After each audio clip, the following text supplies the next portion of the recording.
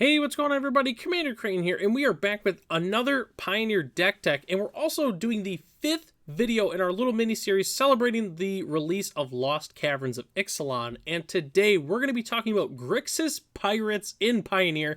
I've been wanting to bring this list to you for a long time, and we'll kind of get more into detail in a second here. But anyways, this is the 5th episode of our mini-series. So if you haven't checked out the previous videos, I highly suggest checking those out, as well as checking out this sweet deck tech as well. And if there's any suggestions that you have for either this deck or upcoming videos, just let me know in the comment section below. So all right, Grixis Pirates. So I've been wanting to bring this Pioneer list to you for a while. And when I initially was going to, I was like, well, you know what? Ixalan is going to be coming out very, very soon. We're going to get some brand new cards. Why don't we go ahead and wait and see if there's any new pirates that would help the deck? And I'm very glad we waited because we definitely have some very spicy pirates to talk about overall. Definitely a lot of the original pirates, but we have some very spicy new ones that just recently came out. So, all right, let's go and hop into the deck here. So, a couple of our one drops here. We're playing 4 Daring Buccaneer. It's a 2/2 for 1 red as an additional cost to cast it. You reveal a pirate from your hand or pay 2 mana. So essentially, it's a 2/2 for 1. That's a pretty good rate overall for a pirate.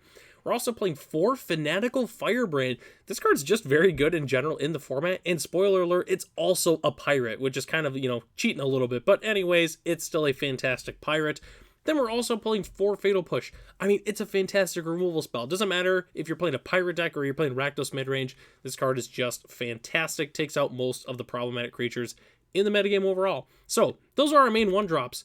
These are some of our spicy 2-drops that we're playing. We're playing 2 Karizev Skyship Raider. That's right, this card is a pirate. Just another fantastic card that just happens to be a pirate. First strike menace when attacks, make it 2/1. Ragavan, just a regular Ragavan. We don't get to, steal cards from our opponent, but it's still just that good to be playing in the deck. We're also playing 2 Malcolm Alluring Scoundrel. It's one of the new creatures from the Lost Caverns of Ixalan. When it deals combat damage to a player, put a chorus counter on it. Draw a card, then discard a card. If there are 4 more chorus counters on it, you may cast the discarded card without paying its mana cost. Malcolm, overall, fantastic creature. Obviously, flash flying 2/1 for 2. That's just an incredibly good rate. And on top of that, we get to draw some cards. So, Malcolm, definitely a very fantastic card for the deck. We're also playing 4 Kitesail Freebooter. For those who used to play Modern, back in like the 2018 era, you would definitely know that this card is fantastic. 1/2 flyer for 2. When it enters, target opponent reveals their hand. You choose a non-creature, non-land from it, and exile that card until Kitesail Freebooter leaves the battlefield. Definitely love Kitesail Freebooter. I love playing it, but I kind of hated playing against it, I'm not going to lie to you. So Kitesail Freebooter, fantastic pirate for the deck. Takes our opponent's best non-creature, takes a removal spell, a good planeswalker, whatever. Definitely disrupts our opponent, and it's also a flyer, so why not play it, just in general. All right, so some of our other creatures that we're playing 2 Fathom Fleet Captain, 2/1 for 2 with Menace, and when it attacks, if you control another non-token pirate, you may pay 2. If you do, create a 2/2 black pirate creature token with Menace. So if we have some extra mana in this, this is attacking, obviously why not? Tap 2, make a 2/2 pirate, just a fantastic creature in general. Having the Menace also helps a little bit as well. Kind of take out our opponents, keep them on like 1 creature, whatever, then we can attack with it, make another pirate. Card is just fantastic in general. We're also playing 4 Kitesail Larcenist, one of the new cards from Ixalan, easily the card that I'm most excited about for this pirate deck. It's a 2/3 for 2 and a blue with flying and ward 1. When it enters the battlefield, for each player, choose up to 1 other target artifact or creature that player controls.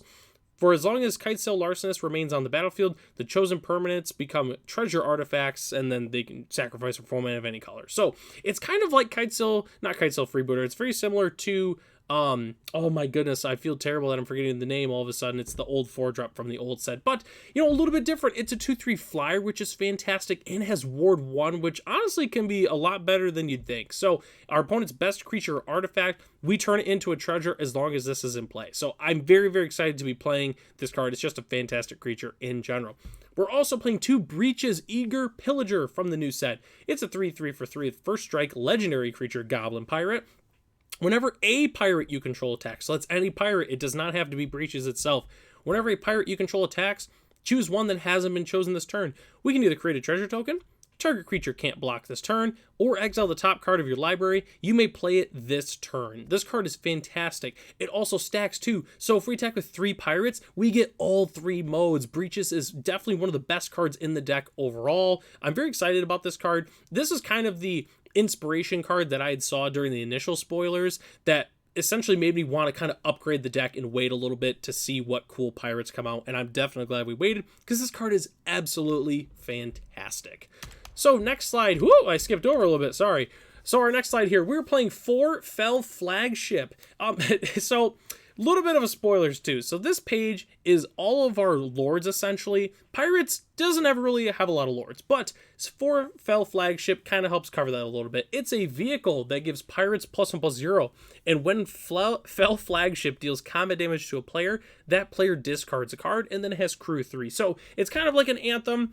Obviously giving our pirates 1/0. We can also crew it with any pirate that we play later on, crew it, and then if it deals combat damage to a player, they discard a card. So, it's a pretty good rate overall, but the main reason we're playing it is because it gives our pirates +1/+0. Then we're also playing 4 Dire Fleet Neckbreaker, 3/2 for 4 Orc Pirate, and it gives our other pirates, or sorry, not other pirates, attacking pirates +2/+0. So kind of a weird lord. It's only when it's attacking, but still +2/+0 is a pretty solid buff. Definitely don't underrate this card at all. Then rounding out our main creatures, we are playing 3 Admiral Beckett Brass, 3/3 for 1 and Grixis Human Pirate. Other pirates you control get +1/+1. At the beginning of your end step, gain control of target non-land permanent controlled by a player who was dealt combat damage this turn by 3 or more pirates. So we can either play this before we attack and make our pirates bigger, or if our opponent doesn't suspect anything, attack with a couple pirates. We've got 4 mana open. They're just like, yeah, all right, fine, I'll slide it through, whatever. It's like 4 or 5 damage, and then we go, bam, Admiral Beckett Brass. Oh, move to end step. Oh, I'll take that non-land permanent. Overall, Admiral Beckett Brass is fantastic. It's a lord, and can steal some of our opponent's permanents, which is just really fun, and it's also just fantastic. So definitely a big fan of Admiral Beckett Brass. So this is our entire main board, except for our lands that we have to talk about here. We're playing 4 Blackleaves Cliffs, 4 Darkslick Shores, and 3 Spirebluff Canals. Obviously just staple dual lands of the format. We're also playing 3 Blood Crypts, 3 Watery Graves, and 2 Den of the Bugbears. Obviously, it's a man land. It itself is not a pirate, doesn't matter. Card's still just that fantastic. Obviously being able to get a Goblin Rabble Master is just a really, really good rate. And then rounding out our lands, we're playing 2 Mutavaults. Obviously, it's a pirate and it's a land. Obviously, why wouldn't we play it in the deck?